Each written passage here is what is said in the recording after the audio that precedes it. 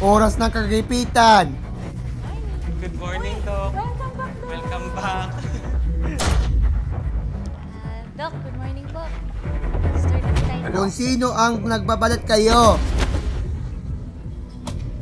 Sana ma-finalize na yung autopsy tsaka yung forensic analysis. Kung sino ang nagbabalat kayo. Bye-bye.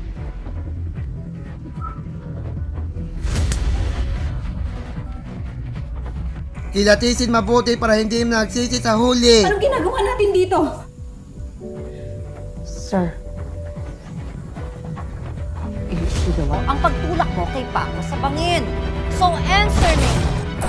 Kasabot mo ba sina Basil at Kuya Galvan? Inutusan ka ba nila? Kailangan ko gawin to para sa anak ko. Alam mo, Eunice, I still can't make sense of what happened. Simula ng pagdududa sa Jimmy Out of Asia. Sulit sa masayang panangalian sa Good Vibes ng It's Showtime. Ito na ang mga mismong pasiklaban na usaping buhay sa Fast Week Piabunda. Check out na sa survey na hanapin sagot sa Family Feud. Bagsakan ng mga Tuloy-tuloy ang balita. pagpapalikas sa mga taga-Florida dahil sa banta ng Hurricane Milton. Ayon sa Philippine Honorary Consulate sa Florida, may mga Pinoy nang lumikas pero may ilang nananatili pa rin sa kanilang bahay. Sila ang tinututukan ngayon ng mga otoridad dahil sa paghagupit ng Hurricane Milton. Bago sa saksi, ninakawan na at pinagsamantalahan pa.